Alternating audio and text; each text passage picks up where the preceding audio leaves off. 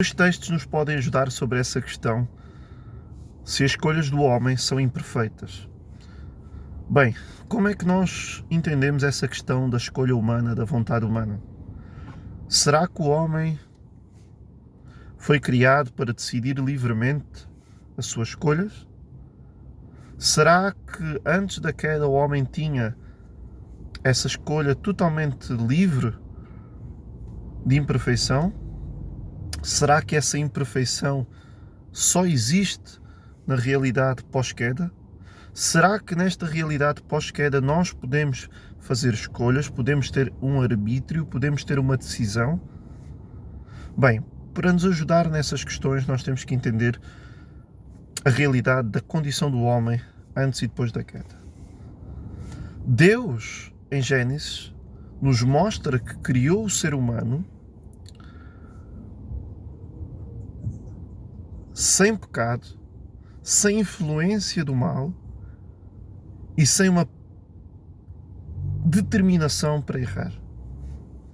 Deus criou o homem para glorificá-lo e para louvá-lo e para ter comunhão consigo.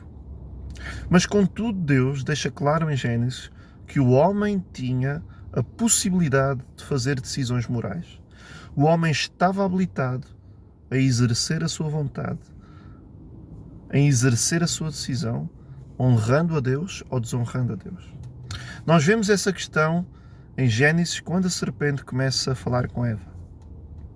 Nós vemos que a serpente começa a falar com Eva, seduzindo Eva, tentando manipular e enganar Eva, mas nós vemos que Eva tem ali a decisão e a capacidade crítica de começar a avaliar a mensagem que ela ouve da serpente e de contrastar com o que ela aprendeu do seu marido. E ela começa a dizer: não foi assim que Deus disse, mas Deus disse para nós não comermos dessa árvore. Mas depois, rapidamente, nós vemos Eva a ser manipulada e submissa e a ser submetida ao engano da serpente. E vemos ela, de certa forma, a corroborar e a aceitar o engano do diabo. Ela no início começa ali com uma resistência, ainda que pequena, mas ela ali, de certa forma, tem ali um pé atrás com o discurso da serpente, mas rapidamente ela é manipulada e seduzida e enganada. Então o que é que nós aprendemos com essa passagem? O que nós aprendemos é que antes da queda o homem sempre teve a possibilidade de fazer escolha. Deus criou o homem com vontade de escolha e com decisão da sua vontade, com decisão, com possibilidade de vontade e decidir em relação a fazer escolhas entre o certo e o errado, entre glorificar ou desonrar a Deus, entre obedecer e desobedecer. Então nós vemos que ali antes da queda, Eva tinha a possibilidade, e Adão também, de exercer a sua vontade, alinhada com Deus, honrando a Deus ou desonrando a Deus, ou fugindo da vontade de Deus. Então o homem, antes da queda, quando foi criado, Deus o criou com vontade de exercer a sua escolha. Ou seja, com a possibilidade de exercer a sua escolha. E depois, na realidade pós-queda, o que nós vemos é que o pecado penetrou toda a esfera do ser humano, inclusive o seu coração e a sua alma, onde está a sede da vontade. Ou seja, o pecado corrompeu a vontade humana. O homem agora, na realidade pós-queda, está escravizado pela influência do pecado, ou seja, pela influência a desobedecer a Deus e de se afastar de Deus. Jeremias, capítulo 17, no versículo 9, se não estou em erro, diz que o coração do homem é enganoso. O que nos fala de uma realidade que aconteceu ao ser humano após pecar. Ou seja, o ser humano, uma realidade pós-queda, está sob a influência do pecado no seu coração. O ser humano, na realidade pós-queda, pode fazer escolhas, pode fazer uma decisão da sua vontade, mas sobre a influência do pecado e sobre a dificuldade da natureza pecaminosa. Vou repetir novamente. O homem, depois da queda, sobre a influência do pecado, sobre a influência da corrupção da natureza humana, pode continuar a fazer escolhas acertadas com a verdade, mas sobre a dificuldade da natureza pecaminosa em nós. De onde é que nós tiramos isso? Nós tiramos isso numa afirmação do próprio Jesus no Novo Testamento que diz: vós sendo maus, porém, podem fazer boas coisas. Vós sendo maus, contudo, sabem dar o que é bom aos vossos filhos. Vós sendo pecadores, vós sendo corrompidos pelo pecado, contudo, conseguem fazer decisões e exercer a sua vontade em direção àquilo que é certo. Então nós vemos mesmo que o homem, depois da queda, o homem tem vontade e pode decidir fazer escolhas e submeter a sua vontade à verdade, mas sobre a dificuldade do pecado no coração humano. Então o pecado corrompeu o homem, o pecado degenerou o ser humano por completo, inclusive a sua vontade e o seu coração. Então a vontade do homem está sob a influência do pecado.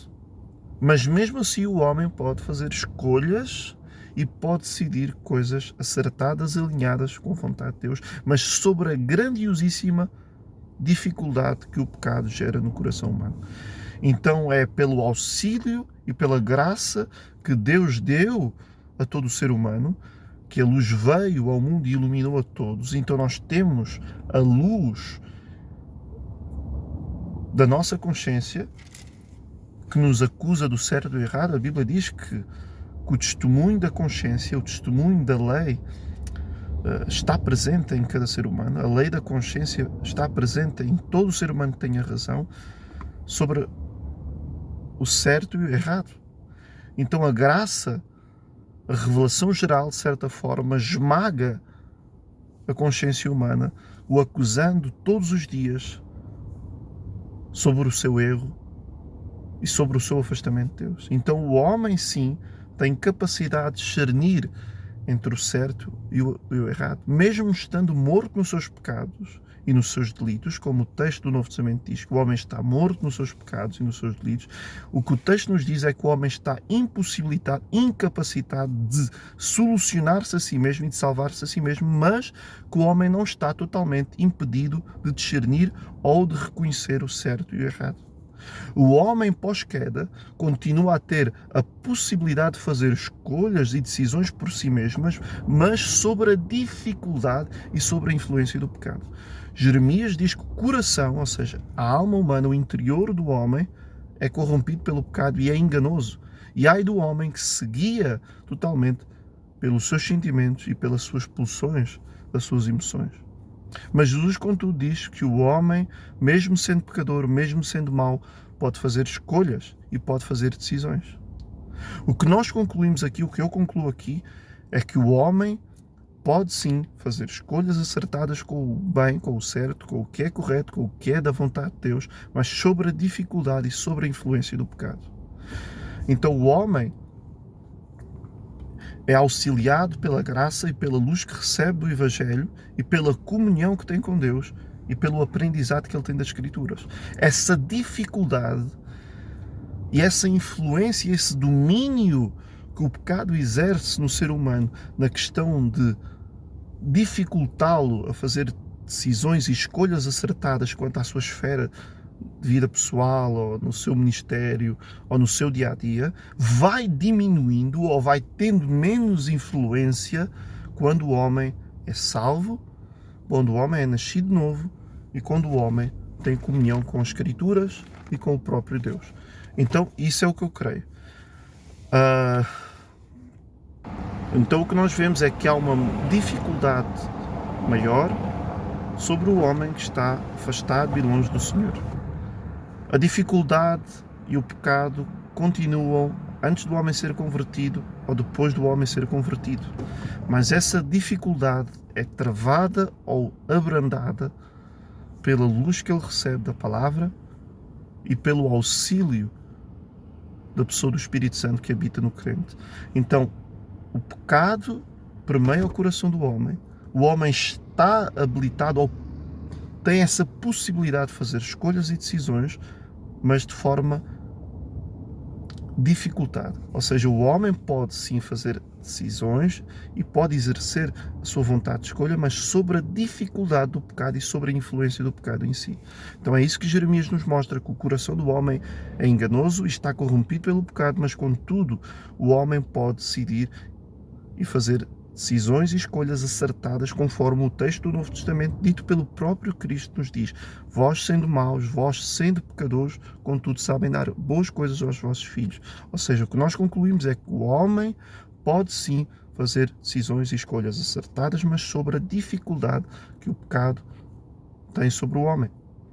Então, desde Gênesis, o homem foi criado com essa possibilidade de exercer a sua vontade e de exercer o seu senso crítico e a sua capacidade moral de dizer sim ou não.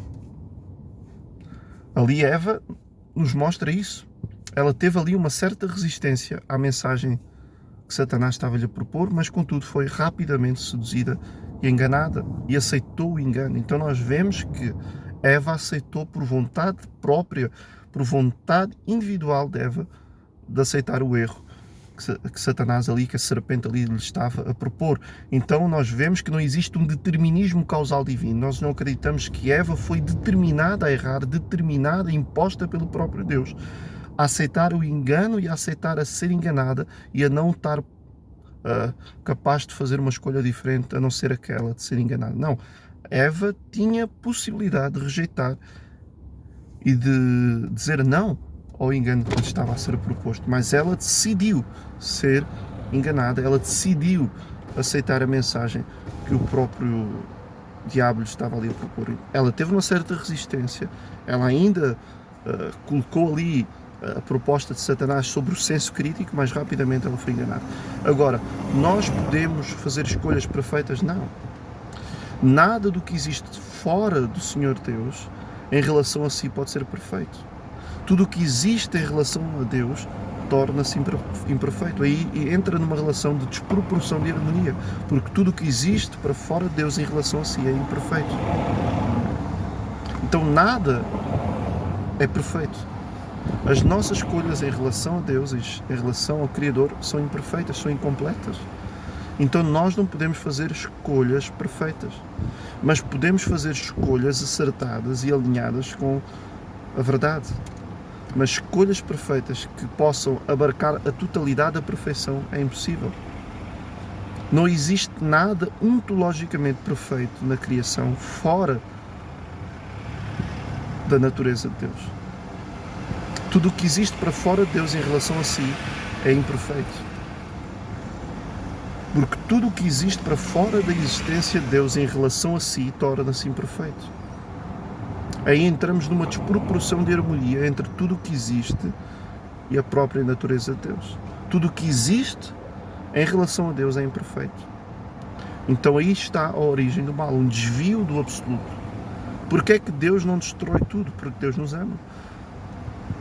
Porquê é que Deus não destrói o mal? Porque para destruir o mal, Deus tinha que destruir tudo o que existe para fora de si em relação a si. Porque tudo o que existe para fora de si em relação a si é imperfeito. Então aí está a desproporção de harmonia em relação ao que é perfeito, em relação ao que é imperfeito. Então aí está a origem do mal, um desvio do absoluto. Então, para Deus destruir o mal, tinha que destruir tudo o que existe para fora de si e ficar só Deus. Tudo o que existe para fora de Deus em relação a si é imperfeito. Só Deus é perfeito. Só Deus é santo. A perfeição de Deus diz respeito a Deus, não diz respeito ao homem. Então o que é que nós concluímos aqui? As escolhas do homem são imperfeitas. Antes da queda e depois da queda. Não existe nada perfeito em relação ao próprio Deus. Tudo o que existe em relação ao próprio Deus é imperfeito. Só Deus é perfeito. Então, é isso. Nós vemos aqui que o homem, antes de pecar, estava sem pecado, estava sem influência da corrupção da natureza pecaminosa, mas contudo foi seduzido e enganado pela serpente. Então o que nós concluímos é que o homem, numa realidade pós-queda, continua com essa possibilidade de gerir a sua vontade, de decidir e de fazer escolhas, mas sobre a dificuldade da influência do pecado no coração humano. Mas contudo nós podemos sim fazer escolhas. E por vezes podemos fazer escolhas acertadas e alinhadas com a vontade de Deus, mas sob a influência da corrupção humana. Essa corrupção só vai diminuir, essa influência que o pecado exerce sobre o coração humano e sobre a vontade humana só é diminuída, só é travada, só é abrandada quando há um nascimento de novo, quando a pessoa nasce de novo, quando a pessoa anda com o Senhor Jesus, quando a pessoa tem comunhão com o Senhor Jesus e quando a pessoa tem comunhão com o Evangelho. Aí sim, o Espírito Santo vai auxiliar e vai habitar no crente e vai auxiliá-lo a gerir e a subjugar e a mortificar as suas emoções e as suas vontades corrompidas e pecaminosas e a fazer escolhas santas e a fazer escolhas mais acertadas e que mais se aproximam da vontade de Deus. Então, eu creio que é essa a resposta que eu poderia dar quanto à vontade humana na realidade pós-queda, se o homem ainda pode fazer escolhas ou não, se essas escolhas são perfeitas ou imperfeitas. Eu acho que tudo o que existe, o conceito de perfeição, é impossível para tudo o que existe para fora de Deus. Não existe nada perfeito, ontologicamente, para fora da natureza de Deus. O R.C. Sproul, no seu livro Filosofia para Iniciantes, ele afirma que Deus não pode criar nada ontologicamente perfeito, pois ele aí estaria a criar outro Deus. Então não há nada, não há coisa alguma para fora do ser de Deus que seja ontologicamente perfeito. Então tudo, de alguma forma, é premiado por essa imperfeição. Então Deus não pode criar nada ontologicamente perfeito. Então é essa a resposta que eu daria. Então nós não podemos, sim, fazer escolhas perfeitas. As nossas escolhas estão imperfeitas porque nós não somos Deus e, em segundo lugar, porque nós agora, numa realidade pós-queda, estamos sob a influência do pecado. Estamos sob a sedução, sob o poder do desvio do pecado que está em nós para se afastarmos de Deus.